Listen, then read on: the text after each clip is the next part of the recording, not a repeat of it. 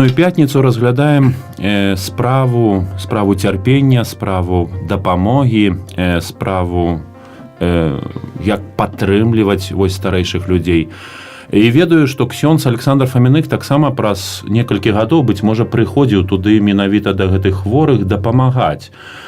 Чаму я так папрасіў, каб разам сустрэцца? Справа ў тым, што вельмі часта слова «псіха» з грэцкай мовы азначае душа.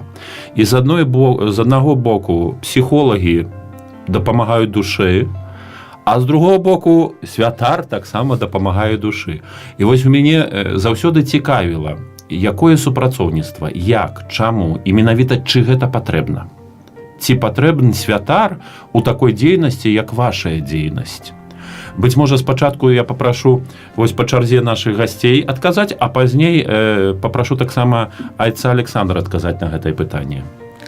Так, дзейнасць дапамога святара духоўная вельмі патрэбна ў хоспісах. Гэта практыкуецца ў хоспісах усяго свету і абавязкова запрашаюцца святары розных канфесіяў. Справа ў тым, што у хоспісу часта людзі ёсць і веруючыя, якія самі пытаюцца аб святары. Ёсць людзі, которые за гэты час прыходзяць да Бога. Ёсць нават неахрышчаныя, якія просяць аб хросце самі. Ёсць непавенчаныя, хтосьці, напрыклад, ці жонка, ці муж ляжаць у бальніцы, таксама да гэтага прыходзіць. І, конечно, сакрамент споведзі і прычасця.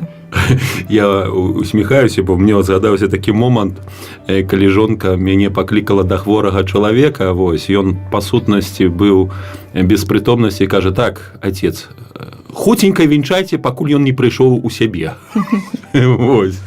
Таму так улыбаюся. Ведаеце, ёсць, як вы зараз сказалі, сапраўды ёсць смешныя моманты. Быў такі момант, успомніўся, што прыходзіла сястра да брата, запрашалі бацюшку, і яна кажа: ён жа ўсяго не скажа, я ведаю ўсе яго грахі, давайце я вам напішу, і вы там разам. Нават такое бывае. Спадарыня Тацяна, такое пытанне. Тут так і прагучала, што прыходзяць святары розных канфесій. Вы, гледзячы збоку, не пытаюся спецыяльна у айца Александра, а у вас, гледзячы збоку, як вам здаецца, падыход да такой праблемы, як цярпенне, смерць, ці аднолькавыя у кожнай канфесіі, ці ёсць нейкія розніцы паміж гэтым? Вы, як спецыяліст, психолог. Я могу сказать свою точку зрения. Я не вижу таких больших различий. Мне самое главное, что люди приходят, и что у них вера живая, и что в их деятельности, действительно, через их деятельность приходит помощь, поддержка, вдохновение, успокоение, умиротворение. Если человек католик, ему близко, это направление христианства, я только за.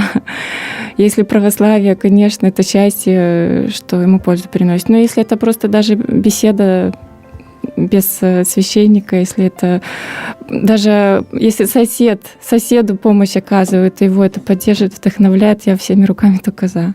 Дзякую шчыра. То па сутнасці няма розніцы ў падыходзе. Смерць і цярпенне аб'ядноўваюць усіх у гэтым моманце. Да. Отец Александр, а як вам здаецца, вы са стараны такого святарскага падыходу?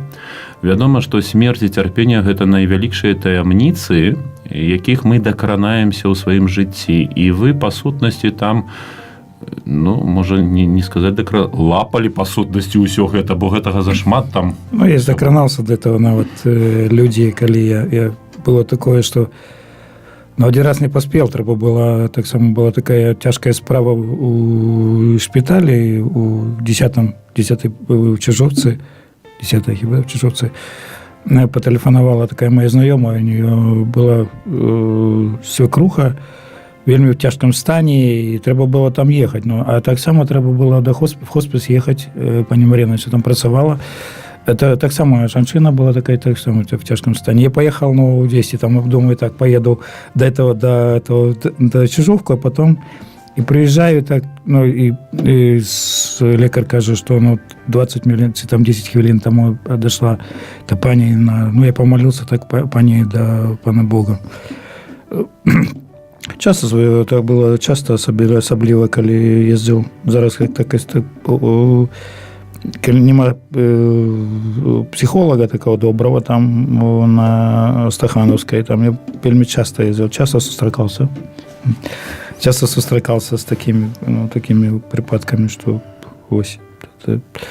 Всюди это трагедия, смерть, хотя, скажем, я верю в то, и там питание это до пани Тетяны было, это, конечно, не скачет святар там 10 там, але это трагедия, особливо, коли есть побач, ну, родные, приходят родные.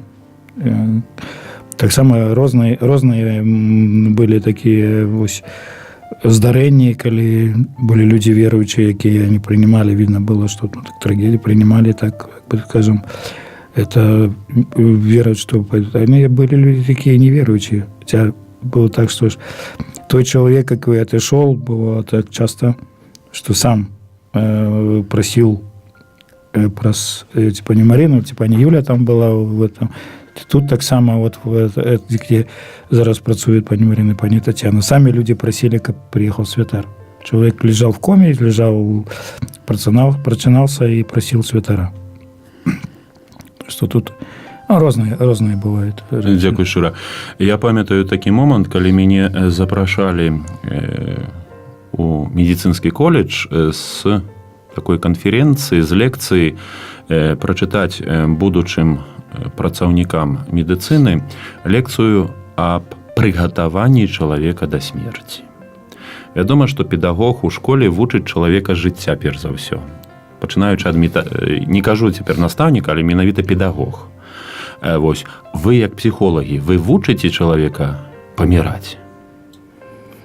Ну, бо па сутнасці святар для яго найважнейшы ў гэты момант адыходу. Які чалавек і наколькі чалавек прыгатаваны адысці з гэтага свету? А вось, а вы? Ведаеце, отец Александр, вось, ну, якраз, як вы сказали, успомніўся такі момант, не вучым ні ў якім разе. Патрэбна ад псіхолага менавіта суправаджэнне, менавіта падтрымка. Таму што, ну, вось, у мяне быў такі выпадак, паступіў пацыент, мужчына за 60, і у хоспісу псіхолагі, ну, знаёмяцца адразу з усімі пацыентамі. І калі я прыйшла да яго, я прадставілася, і ён сказаў, што будете вучыць мяне, як паміраць правільна. Ну, ведаеце, я не збіралася вучыць. Я сказала, што, канешне, не, таму што я не ведаю, як правільна. І я сама праз гэта не прайшла. Ну хто ведае, як правільна? Падручнікаў то хіба толькі Біблія вучыць. Так, і ну, я яму сказала, што просто хочу пазнаёміцца, і можа гэта будзе сяброўства. І ну, як бы ён тады крыху супакоіўся і сказаў, сяброўства трэба было раней. Ну, зараз як бы ўжо ўсё час. Ну, я яму патлумачыла, што гэта можа быць і дзень, і два, менавіта самі сяброўскія адносіны. Ці можа нават менш, але калі гэта шчыра, калі гэта... І ну, ён як бы супакоіўся, потым такія былі добрыя адносіны, добрыя размовы, да яго бацюшка прыходзіў, это праваслаўны быў пацыент. Спадарыня Тацяна, вы, можа, як неяк гэтое вось пытанне? Дело в том, что готовых алгоритмов нету вообще, как там по конкретной теме, по конкретной проблеме, как там общаться, как там работать. Таких алгоритмов нету. Вот. Мы сопровождаем, как Марина Витальевна сказала. Вот. И если человеку наше общение приносит, как я уже говорила, вот это успокоение, примирение, если это способствует разрешению каких-то конфликтов внутренних с родственниками, просто с персоналом, вот, у меня такая задача. И по ходу общения могут всплыть такие темы, которые человек вообще давным-давно как бы и не задумывался уже, и не готов был обсуждать с кем-то. Вот. А смерть, ну, как бы в моем представлении, это процесс естественный, и хорошо бы понять это, что это естественный процесс. Вот. А по поводу того, что ну, как это происходит, в принципе, да, время уже ограниченное. У нас достаточно пациентов, и даже в нашем отделении умирает. Вот. Не наешься, не налижешься, как говорится. И по поводу священников мы сильно не расстраиваемся, отец Александр, когда вы не успеваете приехать, потому что, ну, человек, если он в своей жизни раньше не обращался к этим ресурсам, тут, в принципе, это как, знаете, реанимационные такие мероприятия со стороны священника. Да, для нас это по-іншому, да, чоловік потребує, ну, конечно, это покаяние, ці там навертання перед Богом происходит, здарається, але сакраменти так само вельми важно, но тому і по тим, як читаєш жінчину, я був у неї, я був таки на мощенні, я був, у мене комунія святая була, Лена просто хотіла там ці родні просили через приїхати. Ось, так, різні моменти бувають, але для нас, для святарів, типу християн, вельми важливо, щоб чоловік дійшов, поєднавшись з Паном Богом. Я просто к тому, чтобы вы не расстраивались сильно, когда не успеваете. Родственники могут сами пригласить кого угодно. Ну, из священников, пожалуйста, в часы посещения они приглашают. Это у нас как дополнительная такая помощь нашим пациентам, что мы вот привлекаем священников. Ну, это добре, тому що чоловіку потрібно, да, видається, що высказывание одного так само психолога читал, да, психолог может подрихтовать, там поговорить, але грехи отпустить только может, только святар может. Потому что, ну, разные ввогуле это вельми добре. Я скажу, что супрацовництво у нас розпочалося навіть не в этой галине от початку, коли пані Ірина Шмак працювала в Червоному костьолі, то зараз директор такого центру «Щасливий малыш», то приходила, да, як я тільки ще до Червоного костьола прийшов, вони приходила до мене, прийшла і порозмовляли, вона казала мені, ну, як будуть такі якісь там припадки, то може, добре, і тоді так розпочинали працювати, але потім на юбілеї дитячого хоспису познайомились ми з врачом хосписа для дорослих уже, і так розпочалась така праця ось там. Потрібно. І це потрібно, я лічу, що і потрібна і праця психолога, і праця святара, яка разом было сопрацовництво. У нас в больнице очень радостные дни, когда к нам приезжает наш батюшка, отец Александр Стрихай, и проводит службы. Вот. Он по больнице проходит, и водичкой окропляет. Аликадидла тоже, конечно. И многие ждут с такой радостью, что когда служба пройдет, просто какое-то, знаете, такое настроение поднимается, и силы прибавляются, и какое-то облегчение такое приходит. Вот эти вот день накануне подготовка, и вот этот сам день очень такой радостный, какой-то трепетный такой.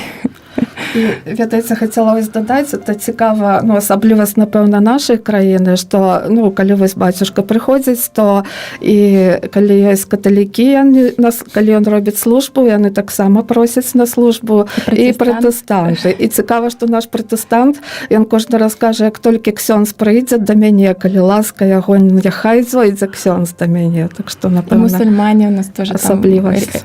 Ну, иногда был поступали. Колись у вас так само было, то была бабуля, яка была баптисткой, и попыталась, есть якийсь пастор, а у меня аккурат знайомий пастор, я ему сказал, что не ведучи, он наведал, сказал, что ось есть, хожу до такой, ну, до шпиталя, и там есть там бабуля, яка баптистка, хотела бы так с пастором поразмовлять.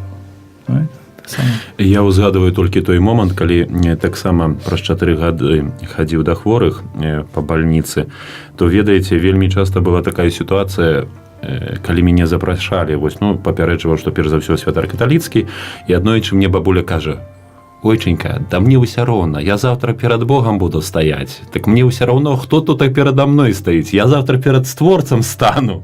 Вось. І вельмі важна, мне здаецца, каб гэтыя людзі таксама гэта разумелі. І дзякую таксама вам, што супрацоўнічаеце са святарамі, бо я не проста пытаўся аб прыгатаўленні да смерці. Бо, ведаеце, сустракаючыся з рознымі людзьмі, асабліва хворымі, якія стаяць ужо на парозе, вельмі часта людзі не здаюць сабе справы з таго, што гэта жыццё ўжо заканчваецца. Мы можам ім таварышыць, мы можам ісці побач, мы можам таксама глядзець на то, як яны адыходзяць, але вось гэты апошні крок яны павінны заўсёды зрабіць самі. І тут така ніхто ім не дапаможа, ні псіхолог, ні святар. Але навучыць гэты апошні крок рабіць гэта важна. І я папросту праз уласную практыку, сустракаючыся з такімі людзьмі, ведаю, што вельмі часта, не гледзячы на то, як яны жылі, што яны рабілі, ці добра, ці кепска, заўсёды прысутнічае адна рэч – страх. Вось гэта боязь незнанага. Страх, які вельмі часта не дае чалавеку магчымасць свядома зрабіць гэты крок, апошні крок. Бо я не кажу цяпер пра цярпенне, якое вельмі часта прысутнічае ў гэтым. Але вось менавіта страх і боязь. Таму мне здаецца, што такое супрацоўніцтва вас, як псіхолагаў, са старэйшымі хворымі людзьмі і святараў розных канфесій, яно неабходна. Я папросту не ведаю, як гэта было, калі святароў не было. Калі святараў папросту не дапускалі да хворых людзей.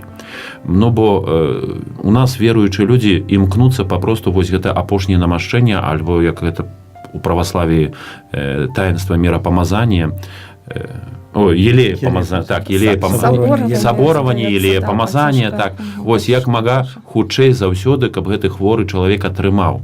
Вось, як было раней, мне цяжка ўявіць, напрыклад, калі людзі проста паміралі. Ведаю, што сустрэўся, напрыклад, з людзьмі, якія па сутнасці праз 2-3 гадзіны ўжо адышлі, яны спакойна адыходзілі. Яны казалі, а мы зрабілі ўсё. Всё, што трэба, мы зрабілі. Гэта тое, што кранаецца смерці. Але вось часцей за ўсё у вашай сённяшняй працы гэта не справа смерці, а справа цярпення. І тут така сапраўды, як кажуць, непаханае поле, на якім можна шмат чаго распавесці і паразмаўляць. Бо цярпенне, яно вядзе чалавека, можа весці чалавека ў розны напрамак. Пачынаючы ад знішчэння майго ўласнага я і праклёна ўсяго на свеце, заканчваючы развіццём майго я. І вось, калі вы... Бо церпіць чалавек і свядомы, і несвядомы, і разумны, і менш разумны, і у таго, каго, як вы казалі, когнітивістычныя некія... Когнітивныя, так? Вось, ён таксама церпіць. І вось, якая роля псіхолага ў гэтым? Калі вось вы з гэтым чалавекам па сутнасці не проста прыбываеце, але працуеце. Вы маеце на ўвазе роля псіхолага ў сувязі і са святаром? Не, ваша вось роля, а потом запытаемся у святара, якая вось роля святара ў гэтым усім. Ну, ведаеце, працуючы у хоспісу, тут, як вы закранулі тэму цярпення, то, ну, хочацца ізноў звярнуцца да духоўнай дапамогі, духоўнай падтрымкі, што абавязкова кожнаму пацыенту прапаноўваецца святар, там, ці каталіцкі, ці праваслаўны. Ну, гэта ўжо ягоны выбар, жаданне прымаць гэта ці не. Вось, ну, канешне, скажем так, быў такі вось цудоўны прыклад, ну, проста хочацца распавесці вось тое, што, ну, сапраўды ўспамінаецца. Паступіў мужчына, ён уже быў за 70 гадоў, ён быў каталік. І, ну, ён разумеў, да чаго ўсё гэта ідзе, але пачуваўся яшчэ так даволі няблага. І ён быў каталік, але толькі пахрышчаны быў, і ён не хадзіў ніколі ў касцёл. Ну, я яму прапанавала таксама вось роля псіхолага распавесці, калі чалавек жадае слухаць асновы веры, такую катэхізацыю крыху правесці. Я яму прапанавала распавесці, і якраз там, ну, вось побач з ім быў пацыент праваслаўны, ну, ён добра ведаў Біблію. Мы разам распавялі яму. Там таксама нельга доўга затрымліваць увагу чалавека. Ну, чалавек хворы стамляецца. Ведаеце, ён так загарэўся, і ён так кажа, так калі ксёндз будзе? Это можа, калі вы памятаеце, пан Адольф. І ведаеце, айцец Александр і адзін раз да яго прыходзіў, другі, і, ну, 2 разы так дакладна. І чалавек быў такі, ён просты зусім, але вось, ну, гэта была жывая вера, і ўжо бліжэй да смерці я вось памятаю гэтае слово, ён так спакойна сказаў: ну, 2 гады больш, 2 гады менш, якая розніца. Вось прыход такі да веры чалавека. І таксама вось была жанчына за 60, ну, там вельмі цяжка цярпела яна, сваякі, яна сама казалі, яна неверуючая была проста пахрышчаная ў праваслаўе. І вось у хоспісу чалавек навярнуўся да веры. І, ну, мы з ёй размаўлялі, яна бацюшку запрашала. І мне неяк захацелася ёй распавесці пра тое, што святы Францішак называў смерць сястрой. Яна так гэта ўспрыняла, так, ну, для яе гэта было нейкім адкрыццем, вось ухапілася за гэта і ухапілася за бацюшку. І, ну, чалавек стаў сапраўды там такая шчырая вера, яна нават прасіла потым, што няхай бацюшка на пахаванне прыйдзе, ну, як бы это ўсё свядома, ўсё, няхай ён адпяванне называецца, вось, там прасіла, што калі што, каб яму там і патэлефанавалі, калі яна памрэ, вось. А былі людзі, которые, ну, яны былі веруючыя, а потым яны казалі: ну, Бог жа не дапамагае, навошта? Вельмі добра, то атрымліваецца па сутнасці, што з цярпеннем з боку псіхалагічнага працаваць складана і праблематычна. Тут така духоўнасць трэба ўвадзіць. Ведаеце, я з боку хрысціянскага псіхолага. Ну, разумею. А вось... Да, вось Тацяна... Можно по-русски сказать, вот терпение. Терпение. Страдание. А почему вы думаете, что человек терпит только попадая в больницу? Не-не-не. Мы терпим на протяжении всей жизни. Я понимаю, только что у меня вопрос. Страдания, скажем так, очень часто эти люди, которые там приходят к вам, которые попадают к вам, их страдания, они как оголенный провод. Он больше виден, пересекаются там, страдания налаживаются, потому что 2 страдающих, 300 страдающих человека вместе получается. И вы тоже встречаетесь с этим страданием, и физическим, и моральным, потому что ограничения физические получаются. И еще родственники приходят и тоже страдают, смотря на это все. И вот теперь ваш ответ. Тут така спадарыня Марына казала, что, ну, часцей за ўсё адказ на гэтае цярпенне – это менавіта уваход у духоўнасць. А вось як психолог такі. Ну, во-первых, психология, она очень широкая, психологи все разные, по-разному. Я могу только сказать, как я это все вижу, как воспринимаю. Ну, вот. Да. Вот. Ну, я не ограничиваю духовность там, от каких-то других направлений. Я не вижу различий, как бы, почему надо отдельно психологов, отдельно святоров. Да, у священников там сан, чин, там отдельные там у них силы. Прилады иншие, да. Орудия другие. Вот. Но психологи тоже затрагивают вопросы смысла жизни, экзистенциальные вот эти вот вопросы. Они затрагивают. Есть отдельное направление экзистенциальная психология. Ну, тем более вы специалист в этом. Ну, специалист поскольку мы это проходили в университете. Да, ну вот мы теперь не говорим о смысле жизни, а вот о смысле терпения. У меня, понимаете, может быть, я до сих пор и работаю в этом месте, у меня нет такого деления, вот этот терпит, этот не терпит. Я, может быть, в каких-то у каждого свое страдание, понимаете? Я понимаю, только что меня интересует такой вопрос. Я в начале вот нашего такого вот разговора сказал о том, что терпение может приводить к разным результатам, как положительным, так и отрицательным. И очень, очень страшно отрицательным. И теперь ваше задание как психолога, по сути дела, направить это терпение в русло созидания человека, моего «я». Может быть, и не столько как направить, сколько быть рядом. Вот именно в хосписе и вот в отделении сестринского ухода просто вот быть рядом. Быть рядом со своей готовностью принять человека таким, какой он есть. С неуравновешенным характером, с эмоциональной вот этой неустойчивостью, с перепадами, вот, где-то с агрессивностью, где-то с этими не очень нелицеприятными какими-то проявлениями физическими, потому что не каждый готов прийти в палату, чувствовать этот запах, запах, видеть эти раны, видеть эти, тело это уже старое. Понимаете, у кого-то просто брезгливость, когда он даже просто пожилого человека видит, не даже здорового, но пожилого. Вот. А когда ты видишь в нем личность человека, который прожил всю свою жизнь, это же люди, они, да, если на данный момент у них когнитивное снижение, но они все работали, у них, у большинства, у подавляющего большинства, у них свои семьи есть, дети есть, кто-то начальником даже был, кто-то там больших успехов достиг в науке, там и кандидаты у нас есть. Докторов нету? Доктор был. Была женщина, да, была. Ну, так, полужартом. И приближены там к президентам, там у нас такие властимущие были люди. Вот, то есть, понимаете... Старость и терпение косит всех.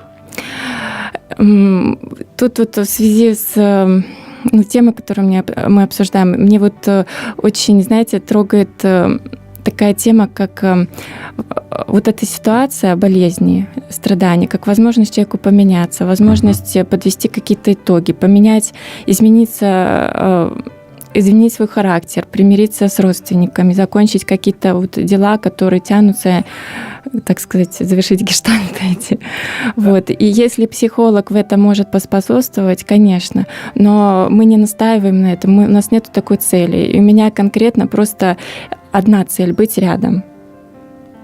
Даже бывают моменты, когда сами наши пациенты, они нам помощь оказывают, понимаете? Но это жизнь, мы же на работу приходим, там, у нас и до работы могло что-то произойти. И когда этот пациент, которого мы воспринимали как пациент, становится психологом для нас, это, конечно, удивительные такие моменты. Это просто жизнь, и друг дружке помогаем. Тут в разрезе работы, они в разрезе через болезнь свою. Был даже момент один, когда одна пациентка, понимаете, у нее там ряд инсультов был, у нее там сильное когнитивное снижение было, и она уже уходящая была. Вот. Но поскольку у нас должен был быть на следующий день батюшка, я просто к ней зашла поинтересоваться, есть ли у нее желание, это готовность, или хотя бы просто предупредить. Неважно, забудет она до утра, не забудет.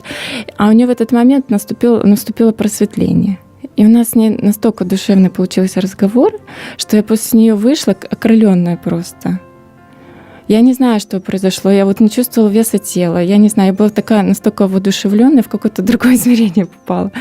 Вот. И эта пациентка, она очень... У нас такой глубокий очень разговор с ней получился. Такое было ощущение, что она какие-то очень важные для себя моменты расставила по местам. Вот. Она там через несколько дней умерла, но у меня была за нее радость, что вот перед смертью она вот как-то успокоилась. Не знаю, где там на подсознание это у нее ушло, потому что потом опять началось вот это и психомоторное возбуждение, эмоциональная эта неустойчивость. Но в тот момент все совпало. И прояснение, и я зашла в палату. Дзякуй шчыра. А цяпер да айца Александра пытанне таксама адносне цярпення, бо вельмі часта таксама сустракаю, што калі вось прыходзіць вельмі моцнае цярпенне, боль фізычная, недахоп магчымасці фізычнай дзейнасці і так далей, то людзі пападаюць у адчай. У адчай не толькі звычайны такі, але адчай рэлігійны. А дзе пан Бог? А куды ён дзеўся? А чаму не дапамагае? А чаму менавіта я, а не ён? А я ж лепшы. А это алкаголік вось усё жыццё п'е, яму пан Бог дае, і ўсё нармальна. А я ж увесь час да касцёла хадзіла, увесь час малілася, а мне вось такое... Вось. І тут і святар. Што святар можа ў гэтым моманце зрабіць? Бо гэта менавіта сустрэча з цярпеннем. Цярпенне, якое вельмі часта ўплывае на веру человека. Видите, взгадываю, такая была... Я там не сижу в Фейсбуку, вот так часами захожу, когда там кто-то пишет, перепостить что-то там. И литерально, может, 2-3 дни вот было так. То есть мне там перепостил такое... такие, выказывание, оно вельми подобное, да, я был в среду читал, Святого Павла, первого листу Святого Павла до Коринтиянам 10:13, да, вас постигло терпение не более, чем человеческое. Да силен Бог вас спасти. Там Бог больше не даст, не допустит. Ось. Но там вельми подобное такое. И хтось зачали размовлять попросту такі, що когось це ображає, що я там перепащую і так далі, і так далі. Да? Ну, це правди. То есть залежить так само від нашої віри, да? Як я приймаю це. Приймаю то, що попросту приходить до мене.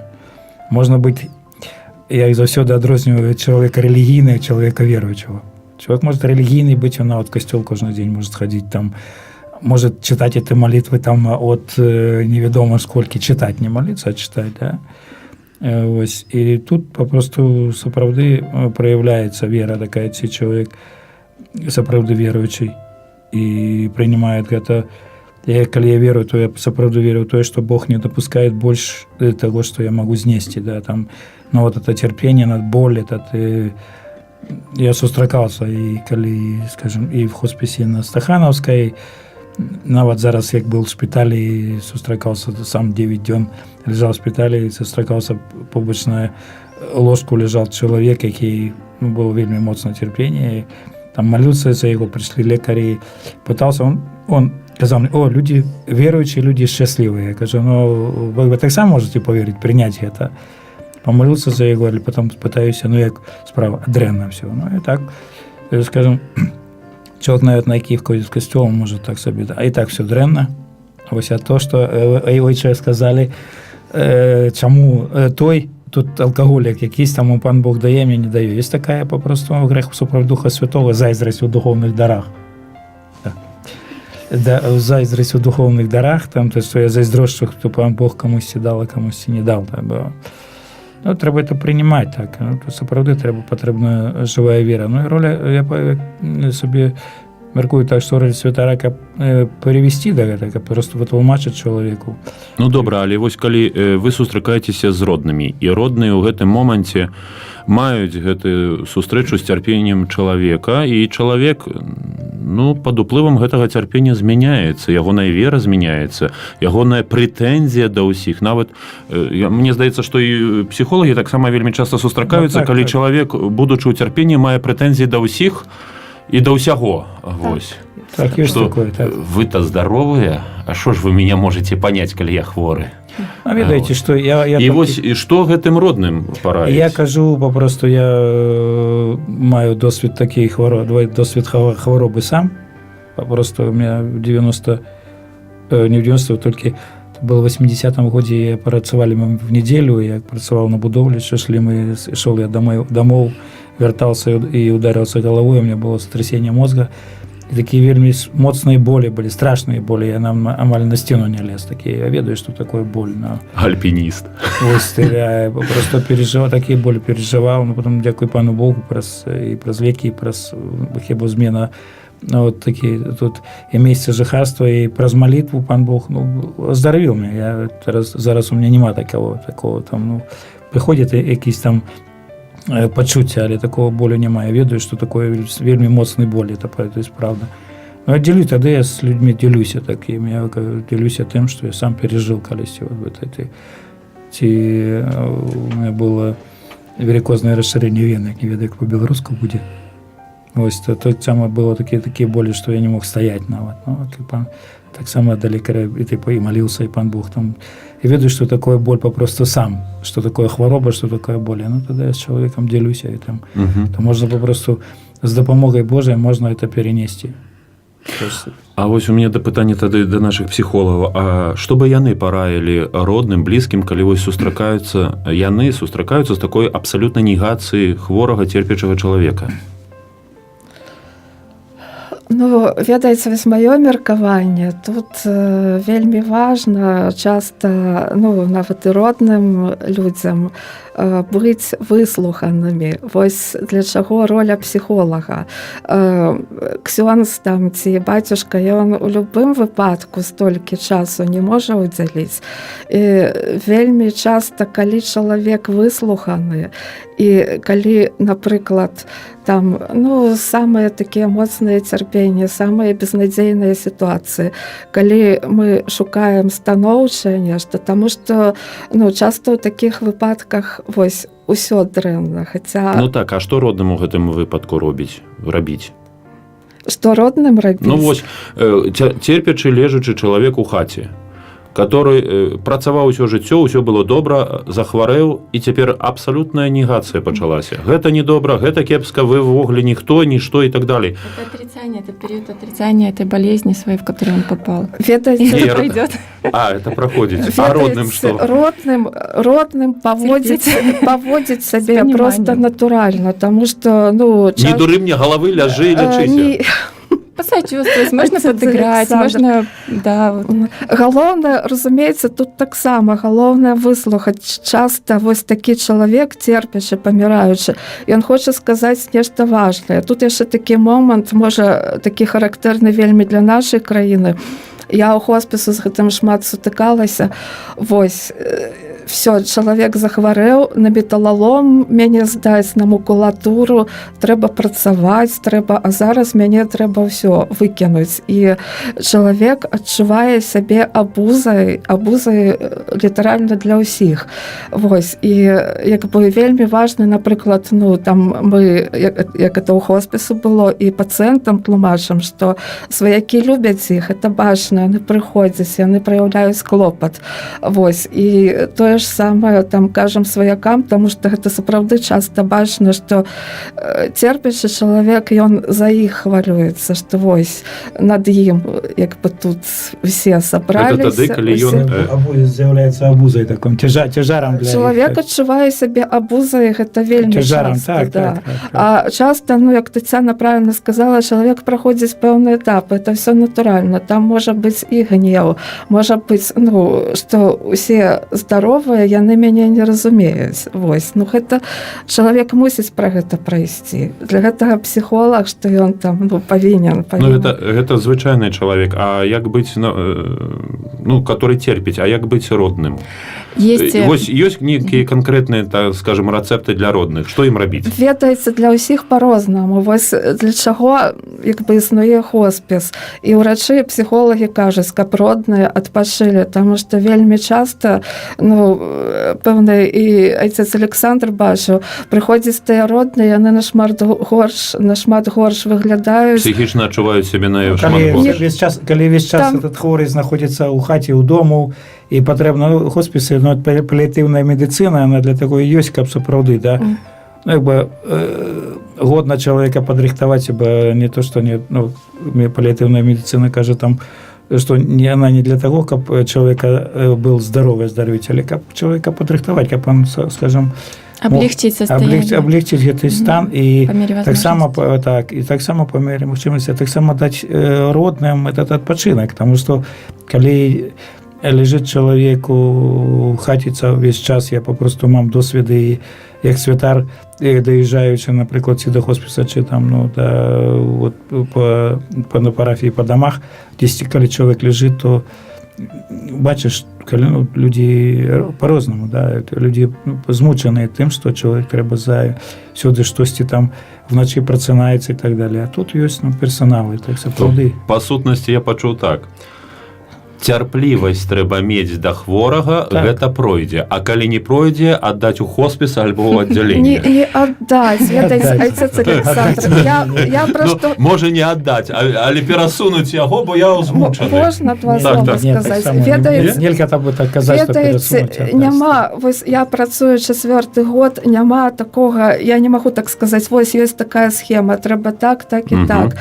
Усё індывідуальна, усё вельмі па-рознаму. Там столькі выпадкаў, і калі родныя нешта прабачыць не могуць, і калі наадварот, гэты хворы не можа прабачыць.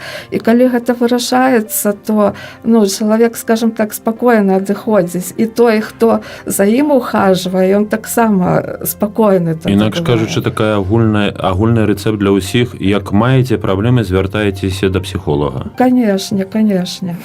І таксама запрашайце святара. Святар вас падрыхтуе да ўсяго. Ведаеце, мне папросту узгадалася засталася адзін такі аповед адносне вось прыгатаўлення цярпення, сэнсу цярпення.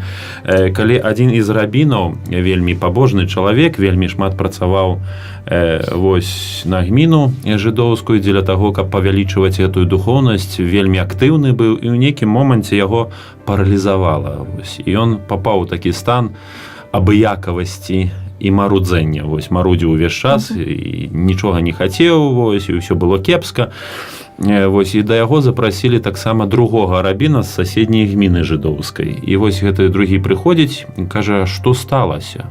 І он кажа, ведаеш, я пану Богу столькі служыў, столькі рабіў, гаворыць, а ты паглядзі, што сталася, як мне аддзяча, пан Бог. А той кажа, слухай, адкуль ты ведаеш, што больш Богу патрэбна? Твая праца ці тваё цярпенне? Вось. Ну і кажуць, што сапраўды часамі цярпенне больш патрэбна і для родных, і для самого чалавека, дзеля таго, каб змяніцца ўнутры, змяніць свой падыход да жыцця, змяніць свой падыход да сваёй уласнай працы, а быць можа да ввогуле ўсяго стаўлення да погляду на гэты свет, ніж тая наша праца і тыя магчымасці, якія мы маем. Отец Александр, вспоминаю, Татьяна памятает эту жанчыну. Я тоже про нее хотела рассказать. 7 разов я так приходжу и кажу так, Татьяна каже, ну треба вийти. Я иду, и там, потом пані Марина стала, идем до этой жанчыны. Она была хворая, у нее была печень хворая, она была, как цирроз у нее был, она такая желтая была, как этот стол. Приходим, она не. А там в этой палаті так само інша жанчына была, так, там з камуніяй все. І потім апошні раз, я коли вже прихожу, Тетяна каже, ну ось, тут... Авось. Подойдите, авось. Авось, идем ще раз. А то я вже старейшей жанчины не было, она уже выписалась, я не памятаю. Она только одна осталась, и я приходжу, а перед этим Тетяна поразмовляла з ёй. Я так сел, почав розмовляти з нею і кажу так, ну, може на машині хворих, комунію, на сповіді не мало можливості, тому що палата вельми, там 5 чоловік було. І по 5-6 хвилинах, там не ведаю, по яких хвилинах, жінка згодилася, просто так, я хочу. Вона ввогуле сказала, ні, мені не потрібно, я ось така, я не віруюча, і чоловік просто такой згодився. І было на машине хворых, была святая коммуния, и потом эта женщина дошла. Ну, такой человек просто терпение прошел. Но не памятаете, пані Марина, пам'ятаю, такий человек был в хосписе на Стахановской, який проснулся, вогуле лежал в коме. Угу. В коме лежал, и так само, он проснулся и каже, от початку, хіба вы мне телефоновали, сказать, мне потребен святар. Он проснулся с комы, вышел, потребує святара католицького. Там хтось вже лікарі казали, ну, він хіба хутко отойде. Я приїхав, була можливість сповіді, розмовляв, була можливість сповіді, була на машині хворих, була комунія святая. І хіба потім через місяць я доїжджав до цього чоловіка, і потім нарешті він своїх родних попросив, щоб я його поховав, того чоловіка. Ага. Різні такі моменти бувають. Вы знаете, я хочу сказать, что сложнее с людьми, у которых не было опыта такого в жизни, да, там, ну, жизни вот верующей, да, в вере. С ними немножко сложнее, потому что они не знают, как выразить правильно, как, ну, какая-то терминология специфичная, да, то есть как вот все эти ритуалы, традиции, как вот общаться, они немножко себя скованными чувствуют. Соромятся, люди соромятся, вот. Что я не ведаю того, люблю того. Да, ну, да. Часто вот в таких болезнях, ну, перед фактом того, что уже жизнь к концу подходит, земная их, вот, они либо на примере вот соседей по палате, да, они уже, ну, когда вот батюшка или там, ну, священники к ним приходят, они начинают себя более уверенно чувствовать, начинают вопросы задавать и своими страхами делиться. А я ж не то не знаю, а я ж это, 5-е, 10-е. Вот. И, ну, тут уже, когда вот этот процесс инициирован, уже как-то можно там объяснять, рассказывать, помогать. Вот. Сложнее с теми, кто вот категорично вообще отрицает. Я коммунист, я там, нам это было запрещено. Такие так само были, припадки были. Человек, в Библии написано, ты мне потрібен холодний чи гарячий, коли будеш теплий, то викину тебе вон. Люди, які вельми далеко від Бога, вони вельми близькі к Богу. То це правда, такі атеїсти, які в Оголі кажуть, що ні, Ну, так само было розныя рэчы, і я, ты, пані Марина, я думаю, што і так само ведаеце, што і в хоспісе на Стахановской тут были люди, которые ввогуле казали не.